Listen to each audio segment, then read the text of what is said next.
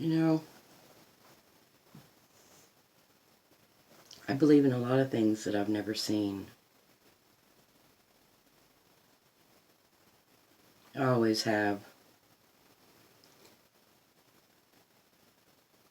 And I've seen a lot of things.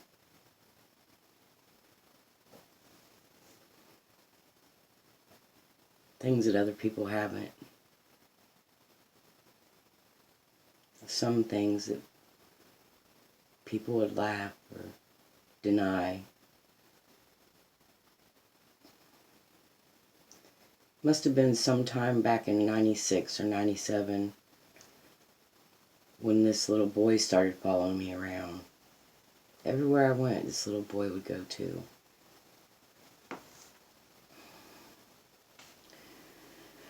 And then I didn't see him for a while, and then he just started coming back whenever I was down or I would be crying a lot.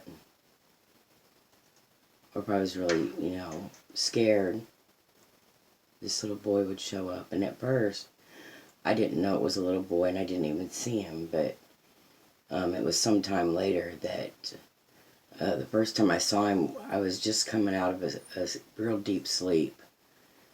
And I know that I saw him because I looked back and he was still there.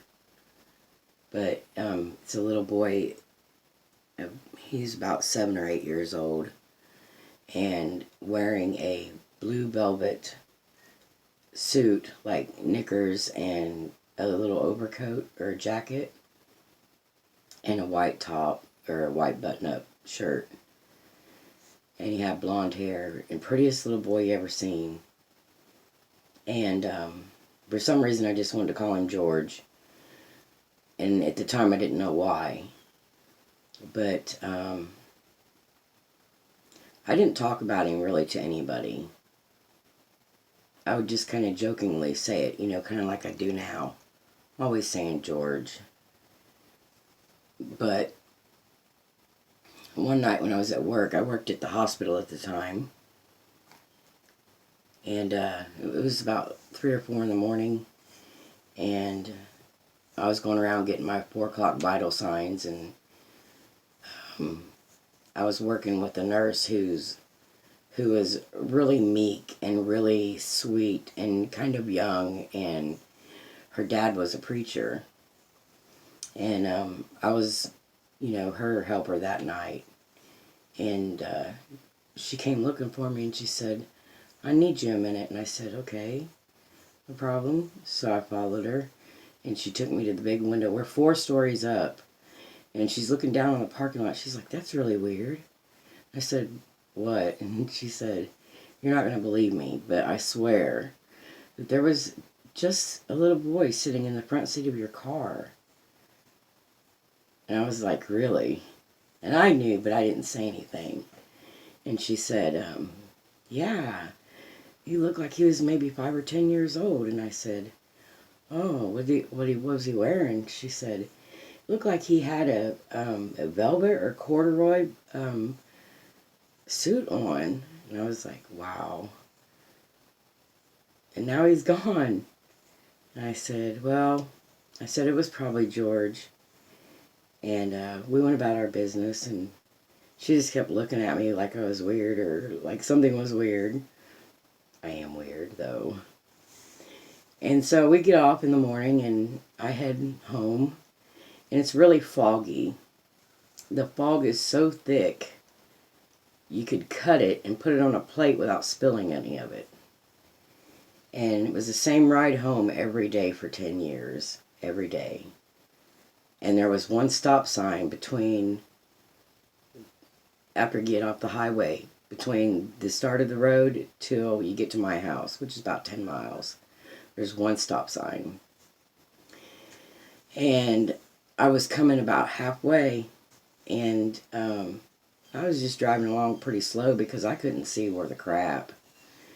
And all of a sudden I looked over because I thought I seen movement out of my peripheral, and George was sitting there. And I looked again, and he was still sitting there, and he smiled. And as he smiled, I saw movement out of the other side, and it was this big truck was coming at me head on. And as I looked back to find George, he became like a mist, and everything around my vehicle just dissipated. The fog was clear, and the guy looks and he sees me and he swerves back over into his lane. And I look back over to the passenger seat, and George is gone. So I brought this up to my grandmother one time when I was visiting her, and she's not one for a lot of spiritual nonsense, is what she called it. She wasn't the type that was superstitious or anything, and she thought it was a silly story.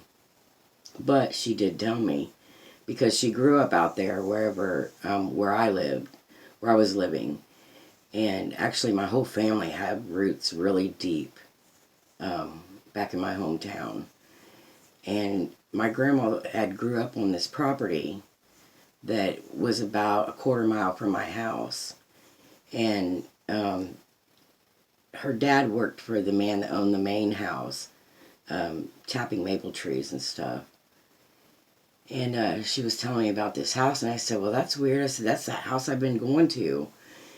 And I said, I'd really like to find the owner, because I wouldn't mind buying it or renting it or something. You know, it was a big 2-story brick farmhouse down a long lane, and on one side it was nothing but woods, and then from the back and the other, all the way around to the other side, it was acres and acres of corn. And there was no neighbors around, so it was just a perfect place. But you could never get in. I would go back there, but I could never get in. And she told me that the road that I lived on was an old Underground Railroad highway back in the day, and that house was an Underground Railroad house. And so she told me who owned it, or who she thought owned it, and I looked into it. I wrote the people a letter because I didn't know how to get a hold of them any other way, and that was way back before all the technology we have now, right before the big boom. And I waited for a reply, and while I waited for a reply, I thought, well, you know what, I'll go down to the cemetery down the road here. We had 3 cemeteries within a mile of me. One of them was so small, it was probably, I don't know, about this, you could probably fit 2 cars parked in there off the highway, or it wasn't a highway, but the back road. And you could see down in the graves, and there was a couple of them that had the clear glass on the top of the casket. It was really cool. But there wasn't anybody by that name there, so we went on down to the bigger cemetery. And sure enough, plain as day, this great big monument just sticks out like a sore thumb. And I was like, that can't be.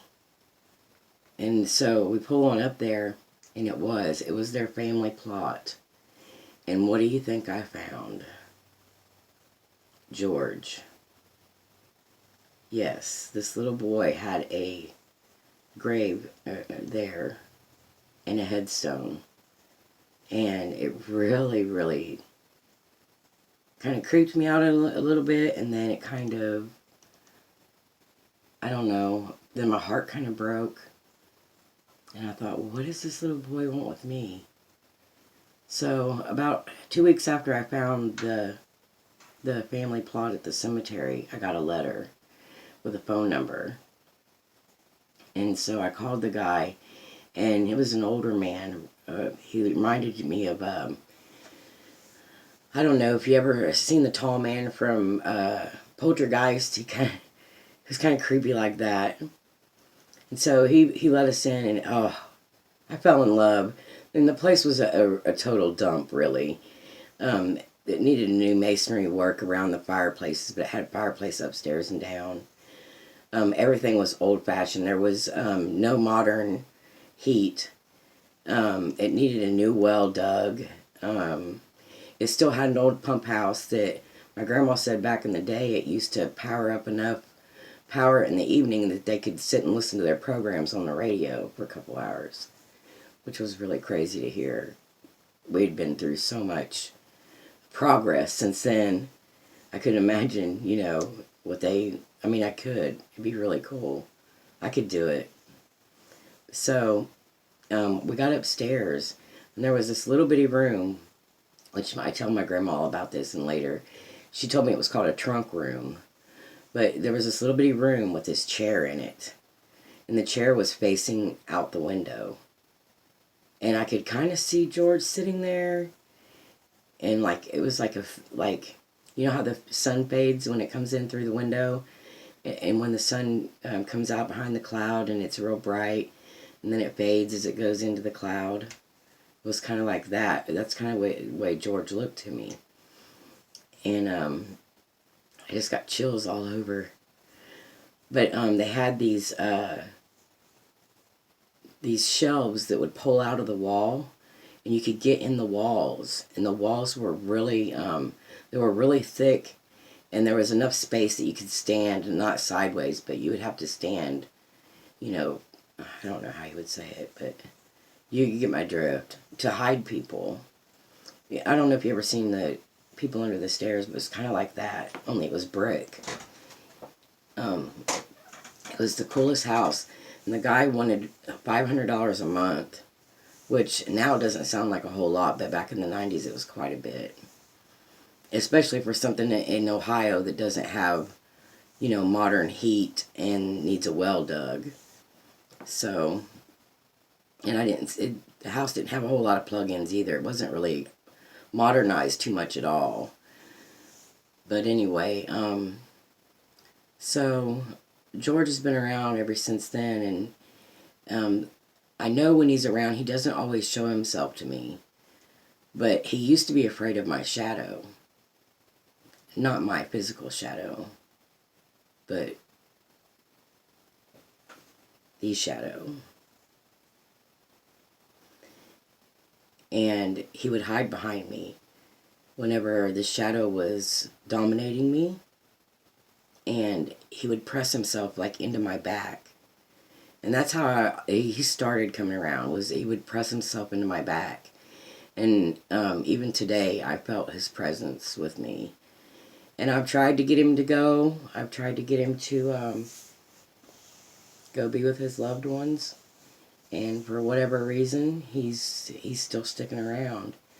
There has been times, I went one time almost 2 years without feeling his presence. But I haven't quite defeated my shadow. But I finally recognized it as something that was a part of me. And for 3 years I've been working on that. And that's another story that I'll get into sometime with y'all. But that's the story about George. So George is my little, I guess, my little spirit guide or my protector. He's got a really, really big heart. Or at least he did at one time. But I think Grandma was saying that he died of smallpox. He used to play with her sister, my grandma's oldest sister. There was a bunch of girls. My grandma's oldest sister, he was her age. And I won't give out any names because I don't feel right about doing that. So, but his first name is George, and he doesn't mind me talking about him. I think he actually kind of likes it, even though he's acting like he's really shy. But I like to hear if y'all have any stories, or if y'all have met any of your spirit guides. I did meet another spirit guide one time through a meditation, and I even got his name, but as soon as I woke up the next day, all that had disappeared. I still remember what he looks like. He was a beautiful man, and he was dressed kind of the way you would see Jesus dressed. He was dressed like that with, you know, to me it looks like a bunch of sheets. but I ain't knocking it. I mean, because I hate clothes too, you know.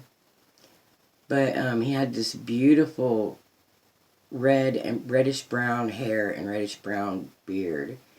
But he had these green eyes that were just as deep as the sea. Just a beautiful, beautiful man.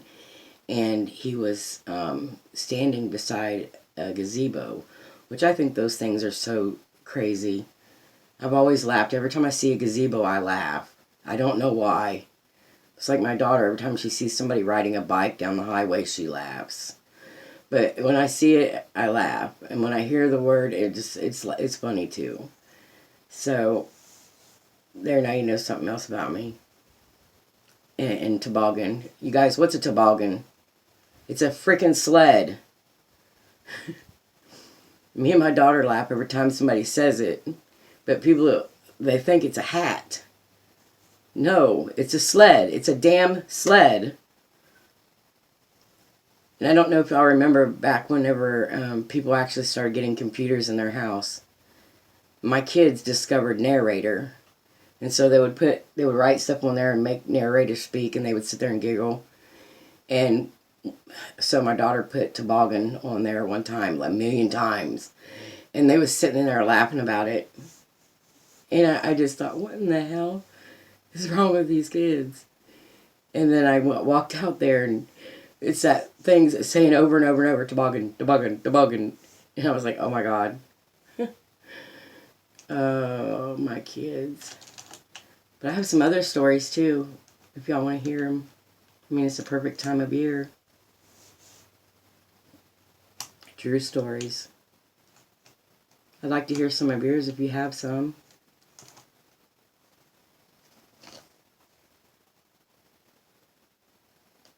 Tell me your stories. I would love to hear them.